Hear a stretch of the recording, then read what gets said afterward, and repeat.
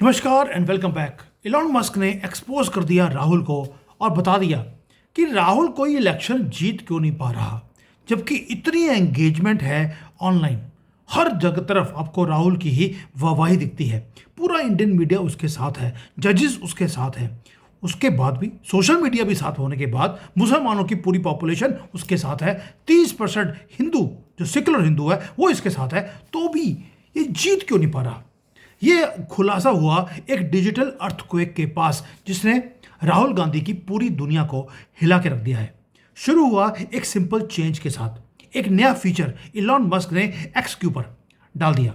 वो शो करता है कि कौन सा आदमी कौन सी कंट्री से बैठकर वो पोस्टिंग कर रहा है। सोच के देखिए, कंट्री ऑफ ओरिजिन, हमने सुना था कि कोई प्रोडक्ट अगर एक्सपोर्ट किया जाता है उसके ऊपर कंट्री ऑफ ओरिजिन लिखना होता है, लेकिन अब कोई भी ट्विटर अकाउंट है उसके नीचे आता है कंट्री ऑफ ओरिजिन। ये कौन सी कंट्री में बैठकर ट्वीट कर रहा है।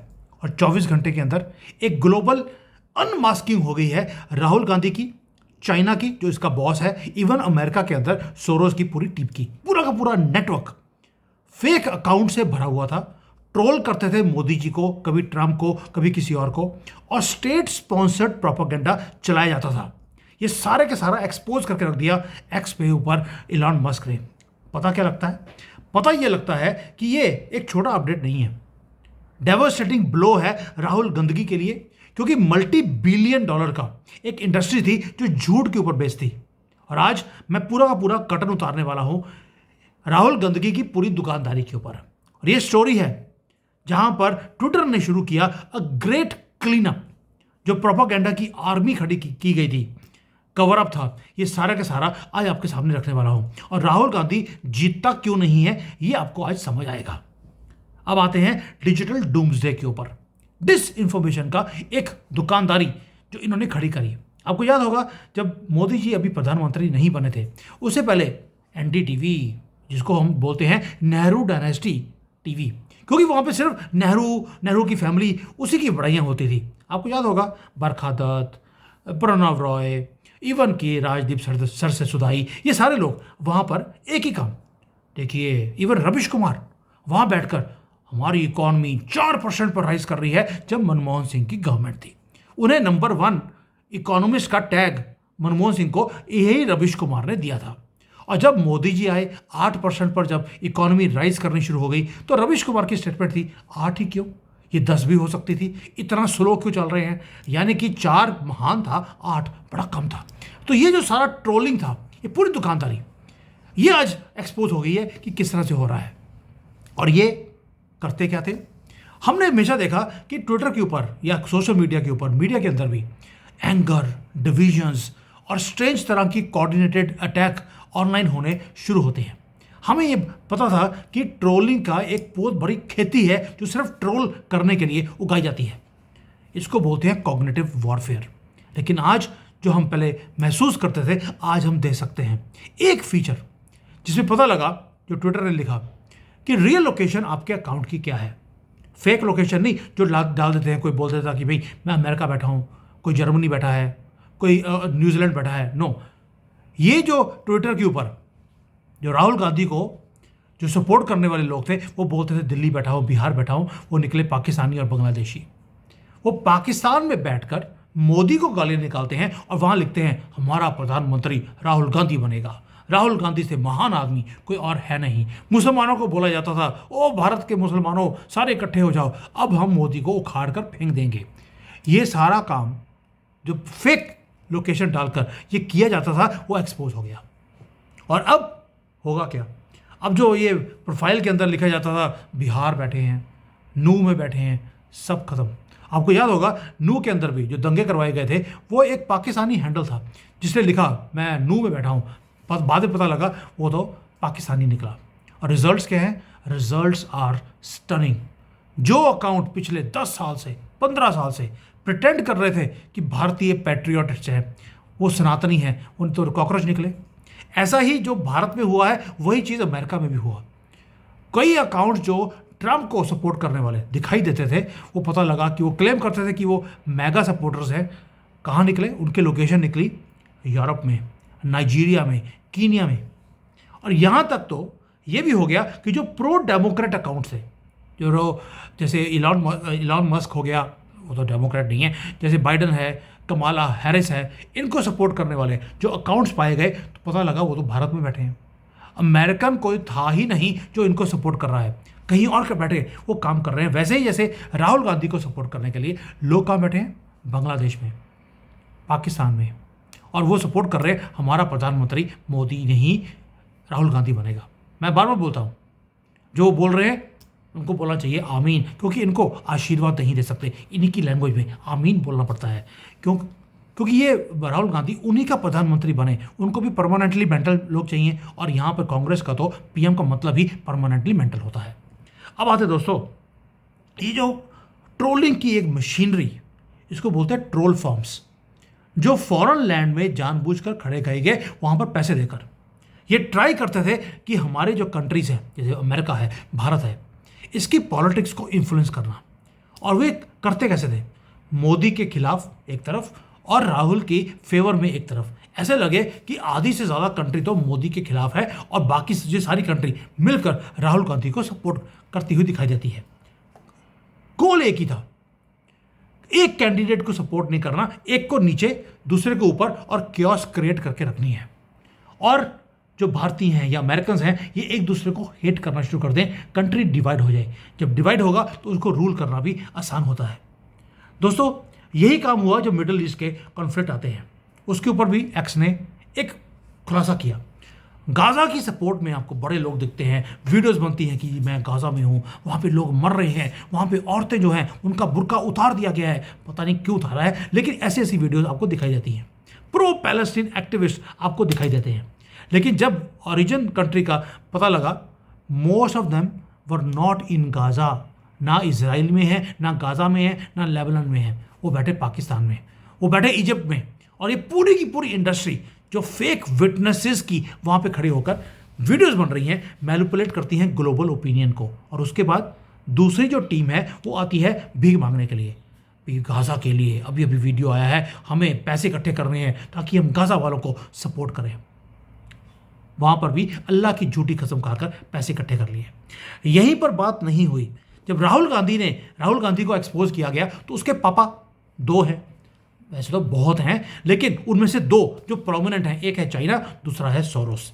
मैंने बता दिया आपको, उसके अपने हैंडलर्स बैठे हैं जो एंटी ट्रंप नैरेटिव बनाते हैं यूरोप में बैठकर, नाइजीरिया में बैठकर। अब चाइना का मोस्ट शॉकिंग पार्ट था जो पूरा इसके अंदर आया। चाइना के अंदर ट्विटर बैन है, लेकिन चाइना के अंदर ट्विटर अकाउंट्स चल रहे हैं जो दिखाए जाते थे कि भाई वो बैठे हैं अमेरिका में, country of origin America, Europe, UK, और निकले सारे के सारे चाइना के अंदर।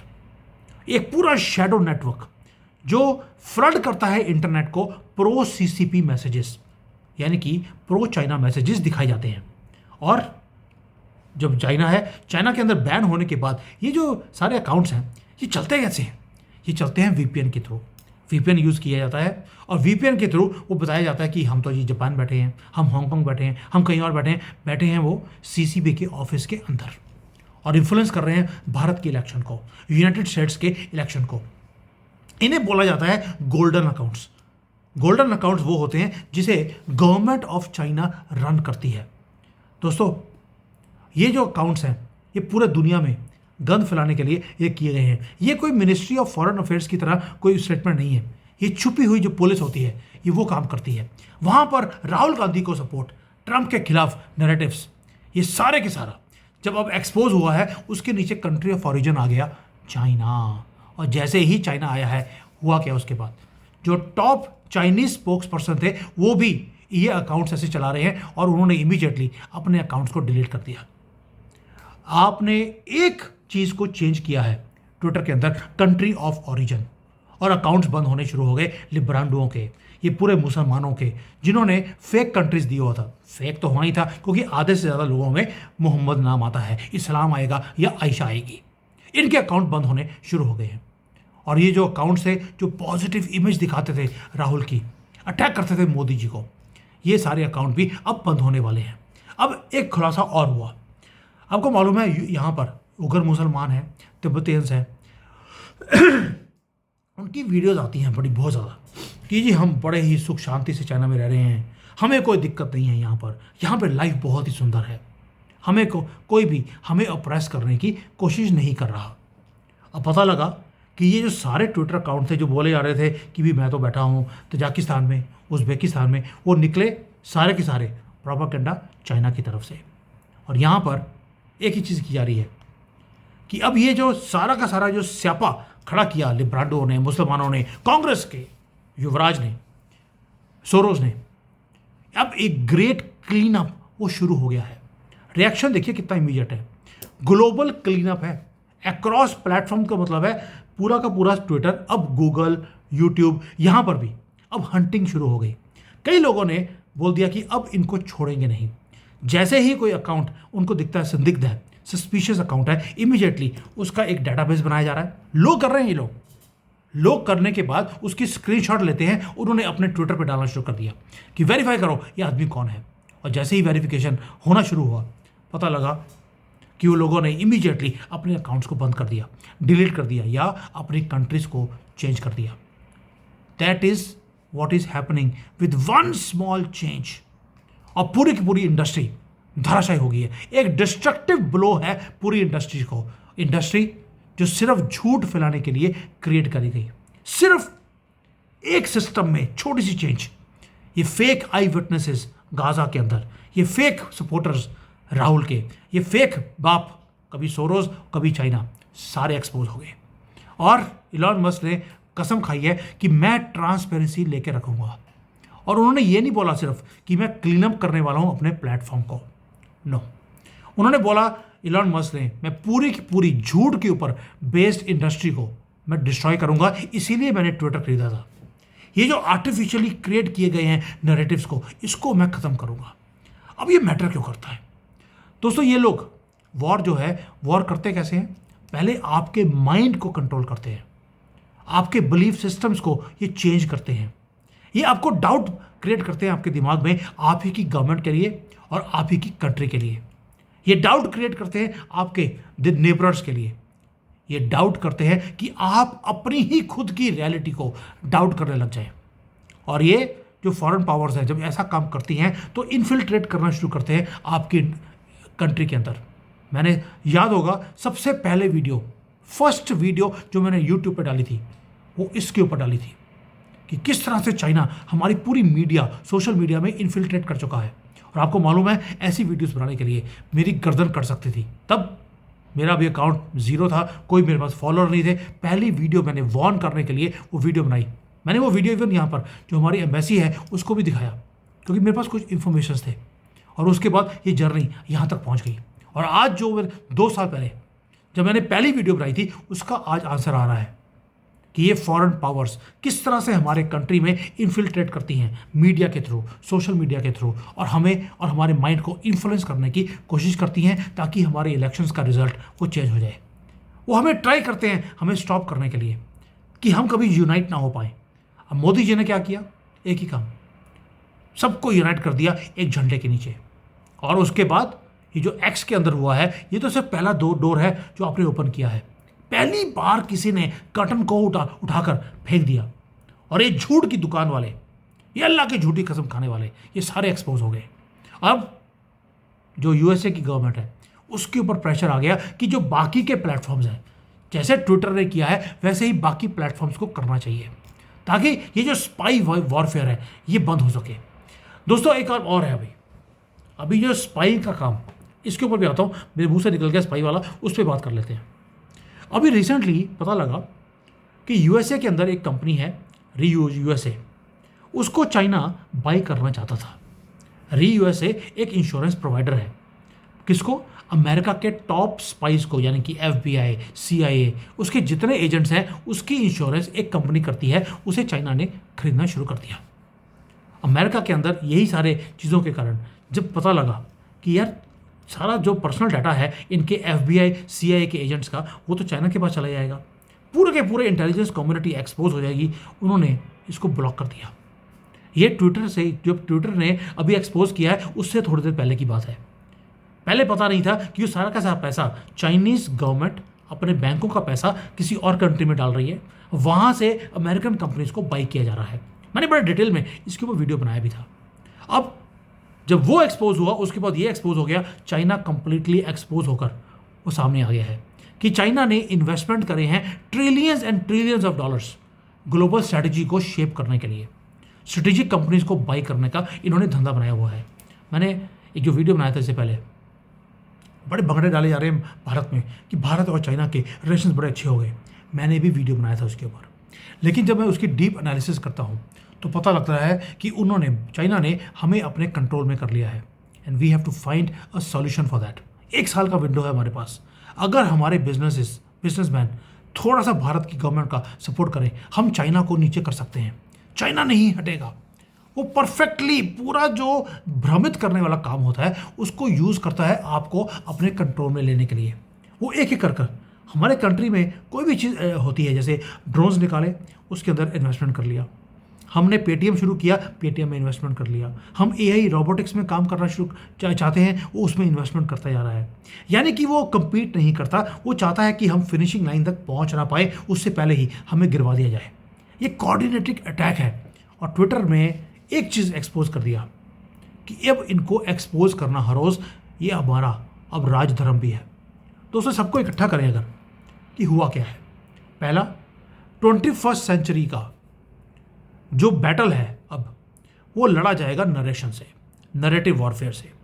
राहुल गांधी इस चीज़ को समझता था, इसलिए उसने अरबों रुपए लगाए हैं अपनी फेवर में नरेटिव क्रिएट करने के लिए।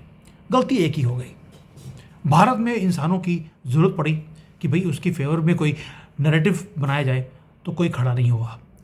अब इंसान मिले नहीं तो उसने बोला चलो अब मुझे नहीं मालूम कौन से जानवर होते हैं हमारे लेफ्ट एंड राइट पे, तो क्या वहीं से कुछ निकाल लेते हैं। अब उनको पैसे दिए तो उन्होंने नरेशन क्रिएट करना शुरू कर दिया। एक वॉर हमारे माइंड के साथ, ट्रोल फॉर्म्स उन्होंने क्रिएट कर दिए, प्रोपेगेंडा अकाउंट्स को क्रिएट किया गया।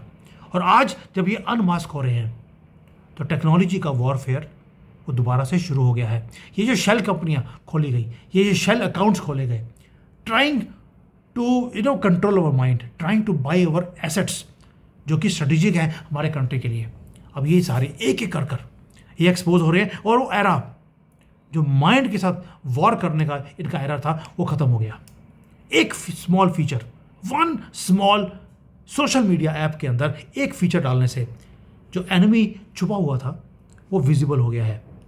जो ट्रोल आर्मीज थी मोदी के खिलाफ वो एक्सपोज हो गई हैं और जो ग्रेट क्लीन अप है वो शुरू हो गया है। अब आपका क्वेश्चन आएगा कि सर 20-25 साल के बाद जाकर आज ये क्लीन अप शुरू हुआ है, इजंट इट टू लेट?